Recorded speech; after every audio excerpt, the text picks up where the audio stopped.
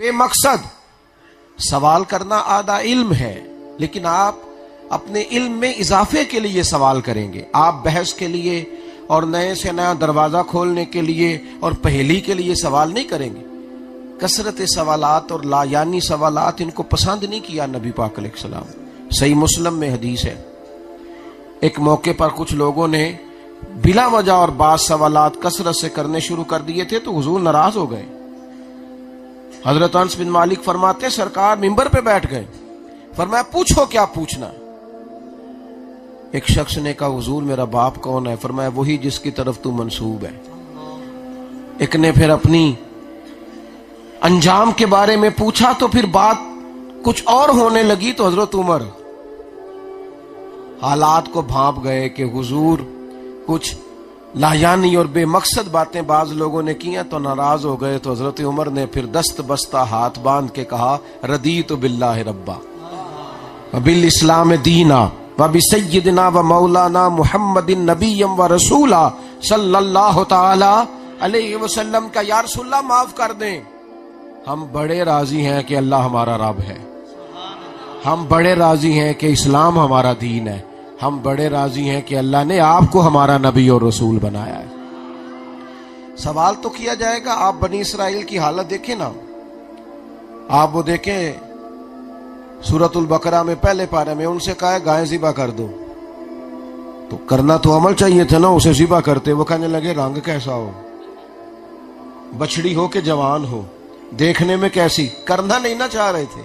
تو کتنے انہوں نے سوالات کیے. رب کہتا ہے ذبح کر دی، پر ذبح کرتے دکھائی دیتے نہیں تھے. علم سیکھیں عمل کرنے کے لیے، علم سیکھیں تاکہ خشیت پیدا ہو. نبی پاک صلی اللہ تعالی علیہ وسلم نے فرمایا اللہ تعالیٰ کا خوف حکمت کی جڑ ہے. اگر تمہارے دل میں اللہ کا خوف ہوگا تو رب تمہاری زبان پر حکمت جاری کر دے گا، تمہیں دانائی ملے گی، فہم و فراست، تمہارے فیصلے درست ہوں گے. تو علم کی طرف رغبت پیدا کریں اور مزاج کو علمی بنائیں، یعنی سیکھنے کا مزاج. جتنی ہم محفلوں میں جاتے ہیں، جتنے ہم جمعے پڑھتے ہیں، اگر سیکھنے کا مزاج ہونا تو ایک بات بھی روز سیکھی جائے نا، ایک بات کو بھی روز یاد کیا جائے، ایک حدیث پاک بھی روز ذہن میں آئے، قرآن مجید فرقان حمید کا ایک مفہوم بھی اپنے ذہن میں بٹھایا جائے، تو یہ چیزیں تو ویسے ہی بندے کے ذہن کو تازہ کر دیتی ہیں. یہ چیزیں تو ویسے انسان کو تازہ.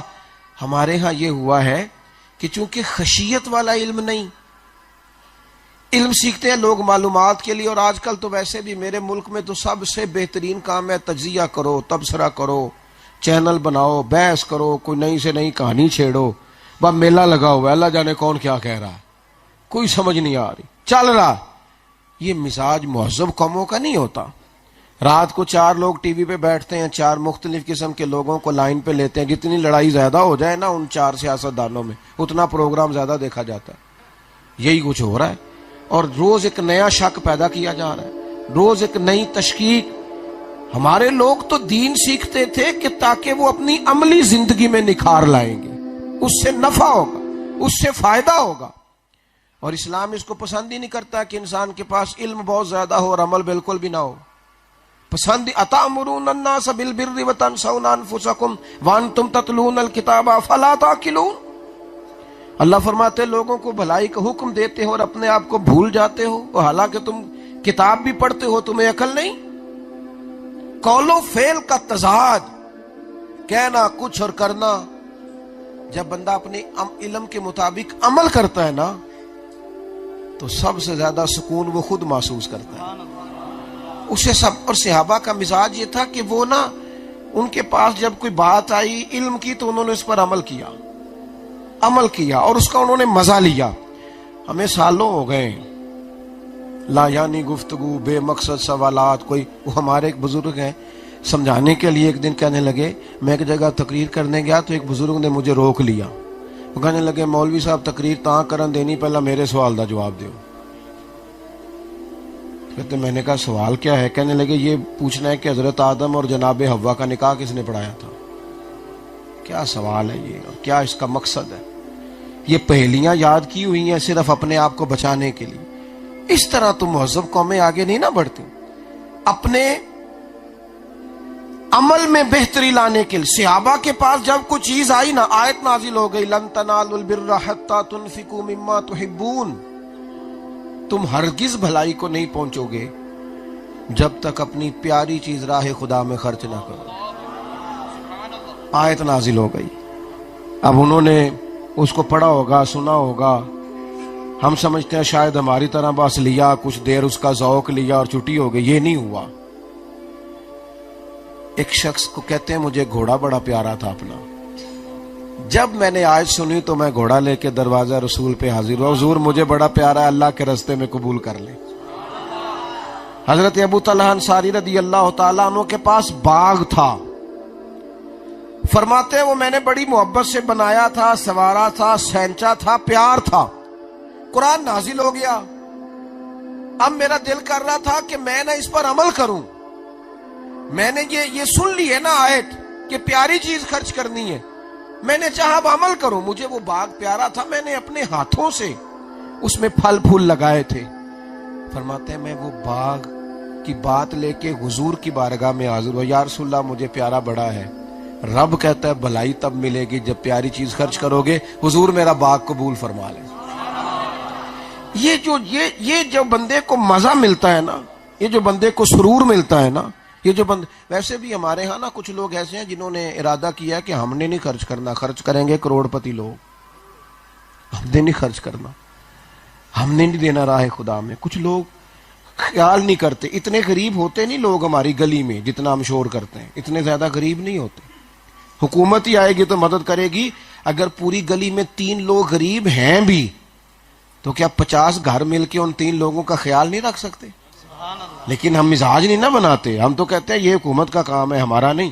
ایک کھڈا بن گیا ہماری گلی میں، اس پر تبصرہ روز ہوگا کہ دیکھو جی یہ بلدیہ والے ٹھیک نہیں کر رہے ہو، خدا کے بندے تھوڑی دیر گاڑی سائیڈ پہ کر، اتر ذرا نیچے۔ ہم تو اس دین کے ماننے والے ہیں کہ میرے نبی پاک علیہ الصلوۃ والسلام نے فرمایا ایک بندے نے رستے سے تکلیف والی چیز ہٹا دی تھی، رب نے اس کے لیے جنت کا فیصلہ کر دیا۔ لیکن ہم سیکھتے نہیں عمل کرنے کے لیے، عملی زندگی میں نکھار لانے کے لیے ہم سیکھتے نہیں۔ میں آپ سے ایک سوال کرتا ہوں،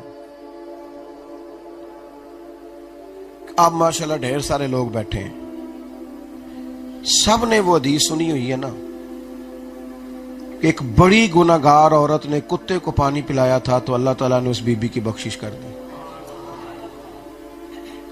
ہاں نا نہیں کی آپ نے سنی ہے کہ نہیں؟ چلو ہلکا ہلکا ایسے ہی کر دیں، ہلکا ہلکا، زیادہ نہیں تکلیف دینی، ہلکا سا تبسم ہو جائے تزئین گلستاں کی خاطر۔